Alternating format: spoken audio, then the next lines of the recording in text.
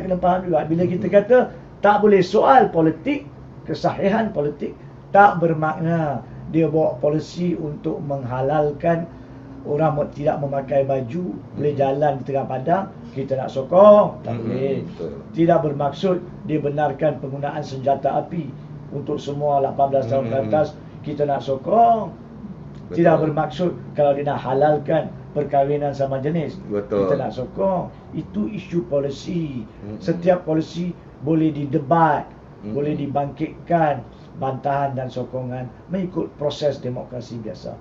Tapi soal kelayakan menjadi Perdana Menteri disebab dilantik atas keadaan tersebut tidak boleh dibangkitkan selepas usul undi dipercaya dibawa dan berjaya. Itu kita sokong. Tapi dua benda yang kita tak sokong dan saya telah nyatakan dengan jelas. Satu, yang pertama saya nyatakan pertama, kemudian nanti. Yang kedua yang baru berlaku bila disediakan memorandum persefahaman.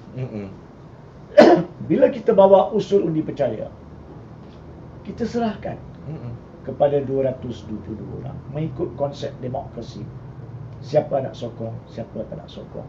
Dan penjelasan yang perlu, adakah mereka yang berlawanan dengan keputusan parti boleh diambil tindakan lucut. Apa nama ni, kerusi, kita tak sentuh tadi hantar untuk parti. Itu satu perkara. Semua telah diberi penjelasan, semua tahu yang mana yang mereka boleh buat keputusan sendiri, yang mana yang tidak boleh dan sebagainya. Tapi bila anda buat memorandum persefahaman, ini seolah-olah anda berpandukan kepada perjanjian mereka terlebih dahulu. Ya? Dan dalam situ mestilah anda letakkan perkara yang suci, perkara yang betul, perkara yang sah. So apabila perkara 4B dalam memorandum persefahaman dikatakan kalau ada ahli Dewan Rakyat mana-mana parti melanggar arahan parti untuk sokong polisi kami, maka parti itu wajib mengambil langkah-langkah yang perlu untuk mengosongkan kerusi di bawah pindaan perkara 49A Perlembagaan Persekutuan. Itu salah. Itu salah. Sebab satu-satunya cara kosongkan kerusi adalah apa yang dinyatakan oleh perkara 49A. Tidak boleh dibuat ikut sukati mereka. Berasingan, tak boleh. Tekanan, tindasan, tak boleh. Sebab perlembagaan parti-parti pun belum semuanya dipindah untuk diubah suai kepada pindaan perlembagaan. Dalam parti tak kata. Dalam parti cuma kata ahli parti kalau tak ikut falsafah parti kena buang ahli. Betul. Tapi buang ahli tak hilang kerusi. Itu perkara 49A kata. Dalam perlembagaan tak kata ahli-ahli parti yang menjadi ahli Dewan Rakyat kena ikut A, B, C, tak boleh buat X, Y, Z. Tak kata. Macam mana kau boleh paksa orang buang? Dalam perkara 4B memorandum persefahaman, bahasa mudah saya guna, itu melanggar perlembagaan. Itu yang saya sentuh. Perkara itu tidak perlu dibuat oleh sesiapa pun, apatah lagi oleh Anwar Ibrahim dan sebagainya. Itu salah. Tapi tanpa memorandum persefahaman tidak mempunyai kerelevanan dalam usul undi percaya. Di situ Taqiyuddin Hasan, Muhyiddin Yassin dan Perikatan Nasional salah. Bila mereka diminta untuk undi usul percaya, bukan mereka tanda tangan pun memorandum tu. Bukan atas dasar memorandum tu, atas dasar pilihan awak. Tanpa atau dengan memorandum, anda setuju tak? Jadi anda tak boleh kata kami tak mahu nak terlibat sebab kami tak sokong. Anda tak sign pun. Tak masuk akal jawapan dia. Sebab tak ada sebab. Semua pihak mempunyai kerangka dalam almari. Cakap lain, buat lain. Bila Anwar dilantik, maka dipersoalkan isu majoriti. Buat usul undi percaya. Bila bawa usul undi percaya, dia dah tahu akan kalah. Saya nak celah sikit dalam bab ni, sebelum terlupa. Saya Haji sambung sikit je. Jadi waktu undi percaya itu, kata contoh Sembrong Isyamuddin, dia tak mau sokong. Boleh. Tak lucut dia punya. Tak, saya dah bagi penjelasan panjang perkara ni, boleh dilihat dalam video saya, tulisan saya secara ringkas. Secara ringkas, hak untuk menyokong Perdana Menteri atau memilih seseorang itu Perdana Menteri atau tidak, bagi saya dari segi pengamal undang-undang adalah hak mutlak, budi bicara mutlak individu ahli Dewan Rakyat seperti yang wujud sebelum pindaan di bawah perkara 43.2 dibaca dengan perkara 43 pasal 4. Itu dah wujud. 1957 kita dah ada. Tapi bila dibuat pindaan, dikatakan pindaan tu apabila seorang itu keluar parti atau bebas masuk parti. Tapi kalau kena pecat, tak hilang kerusi.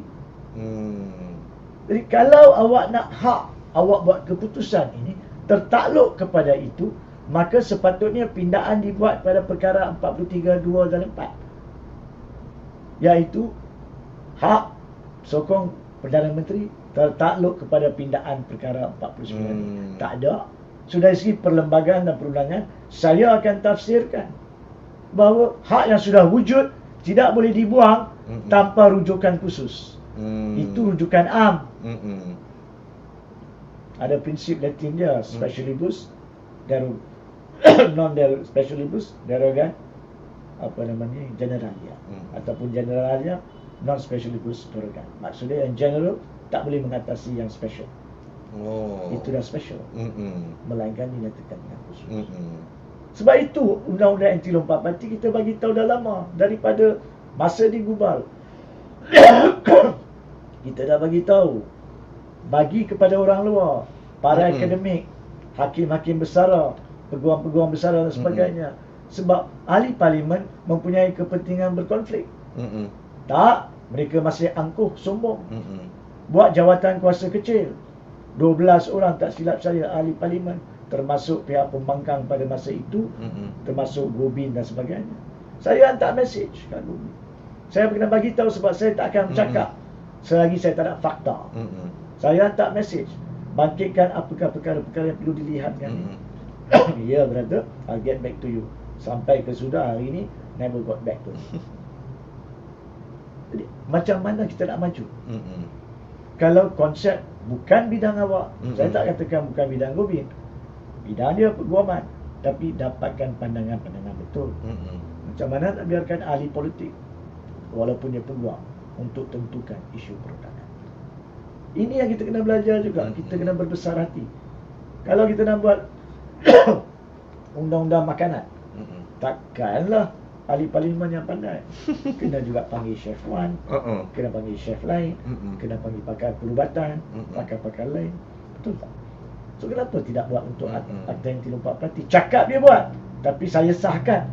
Walaupun saya volunteer dan ramai lagi tidak dijemput. Okay. So kita ada lumpung-lumpung di dalam pindaan tersebut yang tidak menyebabkan Hishamuddin perlu risau.